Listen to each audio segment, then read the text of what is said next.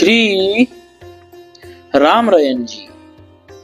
इस कलयुग में भक्ति का और धर्म का बहुत पालन करना बहुत कठिन है, परंतु श्री राम रयन जी ने इस कठिन कार्य को बड़ी सरलता के साथ संपन्न किया।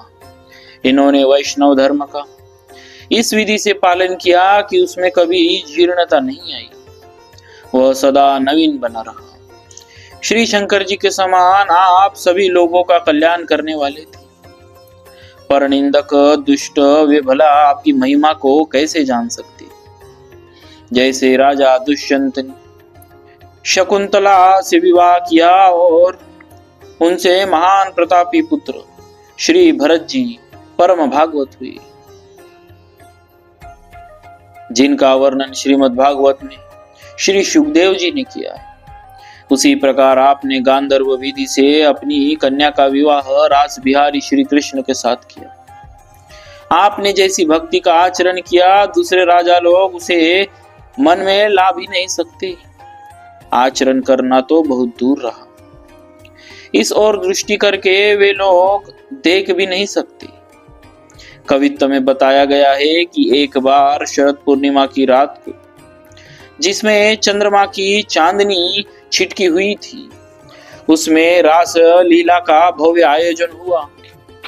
राजा श्री राम रयन जी एवं उनकी रानी दोनों रास का दर्शन कर रहे। नृत्य गान को पूर्ण कर प्रेम रस में सराबोर श्री युगल किशोर सिंहासन पर विराजमान हुए। उस समय राजा राम रयन जी ने प्रेम विभोर होकर अपने मंत्रियों से पूछा कि ठाकर जी को क्या भेंट करना चाहिए। भक्त ब्राह्मण मंत्री ने कहा, राजन, जो वस्तु आपको सर्वाधिक प्रिय हो वही प्रभु को अर्पण करना चाहिए। यह सुनकर राजा ने अपने मन में सोचा, विचारा और निश्चय किया कि घनी घटा के समान जिसमें सौंदर्य छाया है, वही अपनी प्रिय कन्या श्री ठाकुर जी को भेंट में देने योग्य है। तत्पश्चात आप महल में गए और वस्त्राभूषणों से विभूषित अपनी कन्या को लेवा लाए और उसे रास बिहारी श्री कृष्ण को अर्पण कर दिया। पश्चात विधि विधान के अनुसार भावरे पड़ी विवाह हुआ, बहुत सी संपत्ति दहेज में दी तथा न्यौछावर की। ऐसे थे हमारे राजा श्री राम रयन जी महाराज।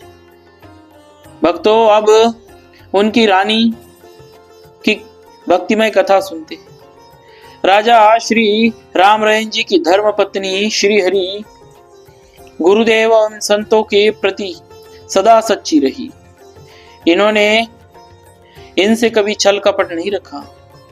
अपने पतिदेव के उपदेशों को तो इन्होंने अच्छी प्रकार से हृदय में धारण किया।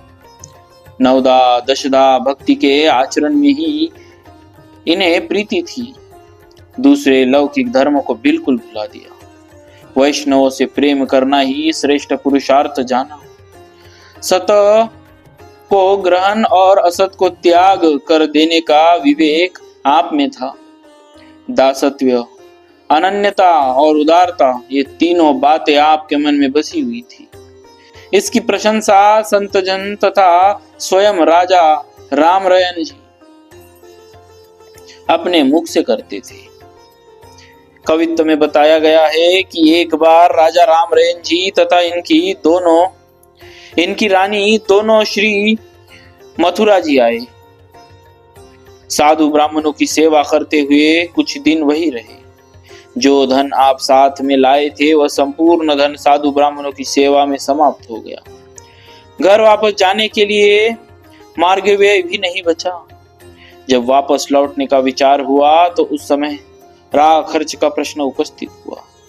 रानी के हाथों में जड़ाऊ कंगन थे, उन्हीं पर राजा की दृष्टि पड़ी।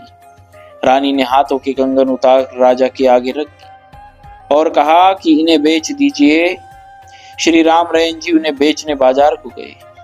संयोगवश गोस्वामी श्री नाभाजी ने मार्ग में मिले। इन्होंने प्रसन्न होकर दंडवत करते हुए भेंट स्वरूप या सखी भाव होने से दोनों कंगन उनके हाथों में पहना दी। रानी ने महाराज को बुलाकर कहा, आपने यह बहुत अच्छा किया। रानी की निष्ठा देखकर राजा उस पर प्रेम विभोर हो गए। इसके पश्चात किसी से कर्ज लेकर आप अपने नगर को वापस आए और उसको धन भेजकर कर्ज चुकता किया। ऐसी भगवत निष्ठा थी रानी जी की। तो भक्तों, बोलिए भक्तराज श्री राम रैण जी महाराज की रानी जी की जय। भक्तवत्सल भगवान की जय।